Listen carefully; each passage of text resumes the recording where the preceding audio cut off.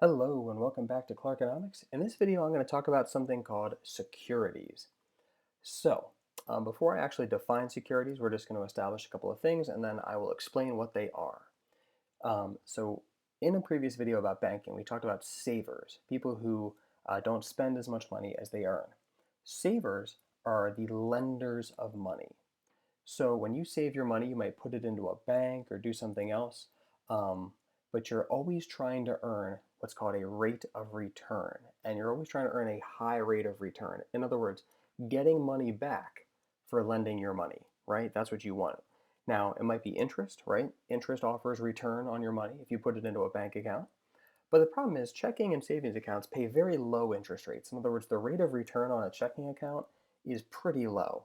Um, as it turns out, though, putting money into a checking account or a savings account is not your only option for saving your money.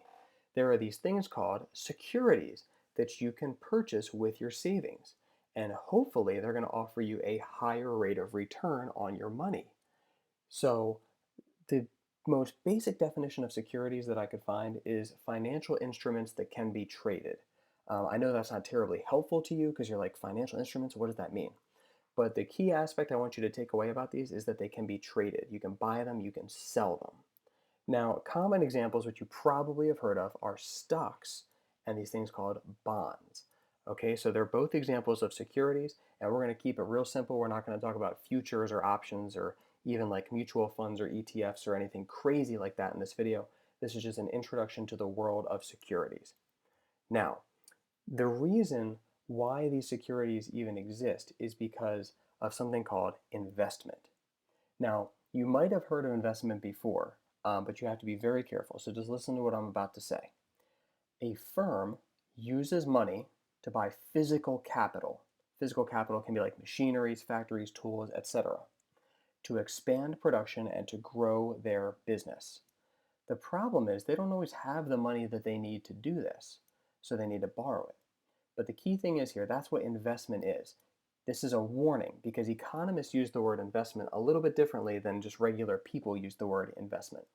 So if you've heard of investing, ignore that for the time being. All right. Savers, people like me who save money, where I wouldn't call myself an investor. I'm a saver. Okay. So people don't invest, households don't invest, firms invest, right? Investment means buying more physical capital or building up your inventory as a company. Those are all examples of investment in the economic sense. So that's a big word of caution to you to be careful with the word investment. Now, like I said, firms don't always have the money that they need at the time to expand. Maybe they've made profits in the past that they're saving. We call those not savings for firms, we call them retained earnings, earnings that they're holding on to. Some firms have a lot of cash on hand from business they've done, but a lot of firms don't. But they still want to expand their business. How can they get the money to expand if they don't have it? Well, they can borrow the money that they need and then use that money to buy capital to invest with. So, who is responsible for getting savings to the firms? As I mentioned in a previous video, that is the role of banks.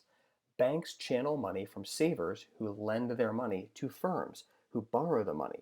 So this would take the form of like a bank loan. So a firm, maybe a small business locally in our area, would take a loan from a bank. Where is that money really coming from? Well, it's coming from all the savers who are saving their money there at the bank. So the firm gets the money it needs to expand, and invest. Savers get paid interest. Everybody wins. Even the bank wins. Because remember, there's something called the spread. There's net interest spread. Banks are going to charge the firm more in interest than they're going to pay interest to the saver. So this is a three-way win here. The firm gets the money they need, savers get the interest they want, and banks earn some money from this transaction happening. Now, there are other ways, though. Besides bank loans, how can firms get the money they need from savers to invest in new capital and to grow their business?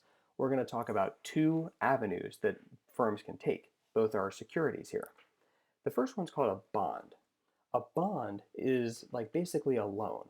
Let's imagine a person to make this a little bit easier. We've got Bob. Bob has a company called Paint Palace. He sells paint. He wants to grow his company. In order to do that, he can sell these things called bonds.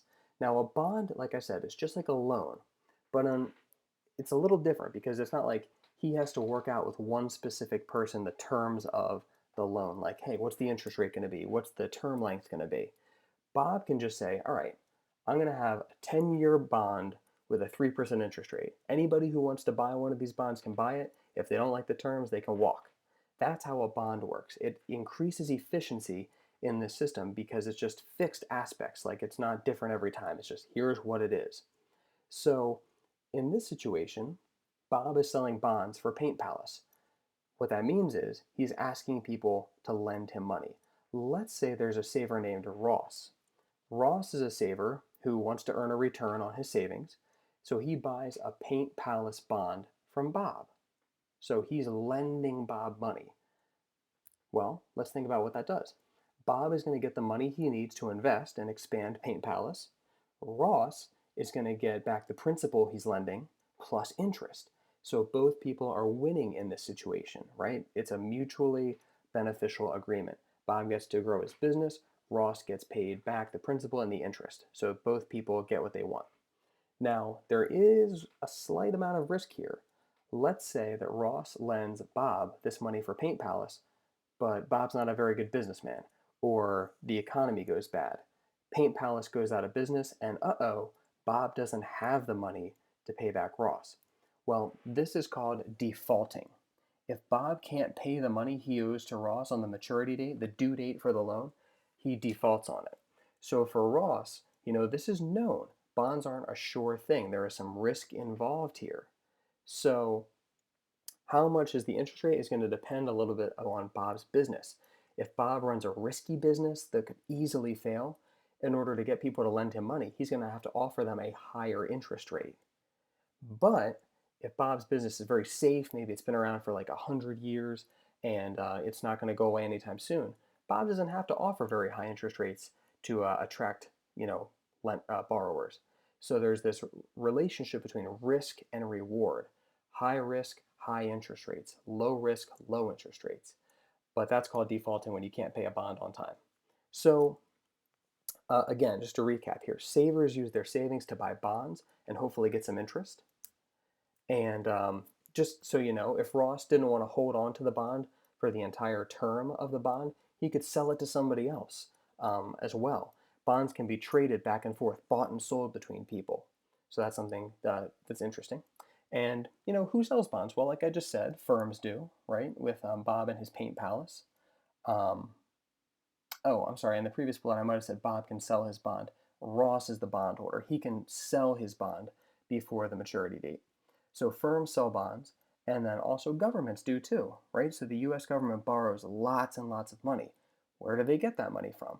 They get it from savers. People like me, if I bought a government savings bond, that's me lending the government money.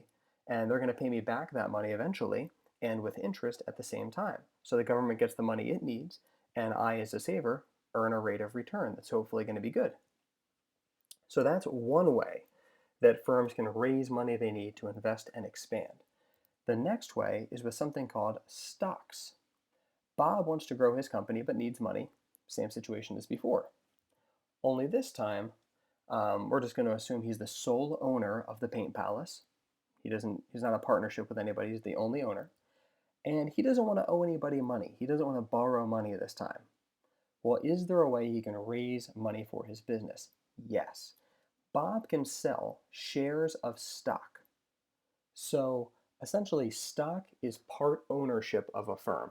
Anybody who owns stock in Paint Palace is a part owner of Paint Palace. And we measure stock in shares. So like shares are units of stock. So I wouldn't say like I bought 10 stocks of Paint Palace. I would say I bought 10 shares of stock in Paint Palace. That's like the correct way to phrase that. So let's imagine Ross comes along again here. Ross buys shares of Paint Palace stock. What that means is Bob is going to get the money from Ross to expand and invest in his business. But now Ross gets something too. Ross is now a part owner of the Paint Palace. So both parties have something that they get out of this transaction here. So where do people buy stock? They buy stock in the stock market. This is the place where shares of stock are bought and sold by people. So if you've heard of the stock market or the stock exchange or the Dow Jones or the S&P 500, it's all related to this. Okay, now, how do people make money from stocks? Because, again, savers, if they're going to buy shares of stock, they want a rate of return. And yes, it's nice for Ross to be a part owner of this paint company, but that doesn't really make him that much money. How does he make money off of this stock? Well, there's a couple of ways. Stock prices, the price of a stock, is based on market supply and demand, just like everything, right? X marks the spot. Now, there's a thing called capital gains. Essentially, what this means, here's an example. We'll do this with an example instead. Let's say Chris buys 10 shares of Widget World stock, and each share costs $10. So how much money is he going to put up to buy those 10 shares? Well, 10 shares at $10 a piece means he's going to be spending 100 bucks. So these 10 shares cost Chris $100. Later, at another date, Chris decides to sell these 10 shares of Widget World stock. Only now, because of fluctuations in the market, the price of a share of Widget World stock is $30. They went up in value. So what that means now is if Chris sells his 10 shares of stock and each one is worth $30, he's going to get 300 bucks from that sale. So why did the price of stock go up? Well, that's complicated. There could be lots of reasons, but we just assumed that it did. So what is Chris's profit from the situation? He spent $100 to get these shares of stock, but then he sold them for 300 bucks. Well, that means Chris made $200 in capital gains. Yay! So that's what we mean by capital gains. When you own something and it becomes more valuable and you sell it at a higher price than you bought it for, that's capital gains. So remember, if you're ever like investing in stocks, but be careful, buy low, sell high. That's the mantra right there. Buy it for a low price, sell it for a high price. Now, that's one way to make money off of stocks. The other way to make money off of stocks is by what's called dividends. Dividends are things paid to shareholders as like a thank you for owning it, to keep people owning that share of stock. So, like, imagine for every share of stock that Chris owns, Widget World pays him $10 each year. If Chris owns 10 shares, he would get $100 that year. Yay! So he doesn't have to sell the stock in Widget World to make any money off of it. He just gets paid just for being an owner of the stock. So that's called dividends. That's a great way to earn passive income, income you don't have to work for. Just for owning that, you get paid money.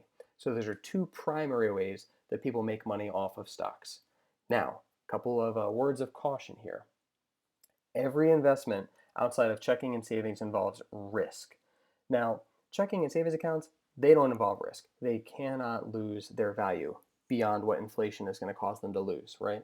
They're what's called FDIC insured, meaning if you go to the bank and you ask for your money, maybe not instantly, but they will have your money up to $250,000. So there's no risk, but the rates of return are minimal. Like we said, interest rates on checking and savings accounts are absolutely abysmal. They're so low. Stocks can offer very high rates of return, right? They can grow in value very quickly. The market has been very volatile lately, meaning prices have been shooting up and shooting down at the time of me making this video in March 2020. Um, but of course, they offer high rates of return, but that involves more risk at the same time. Okay, so that's the trade-off there.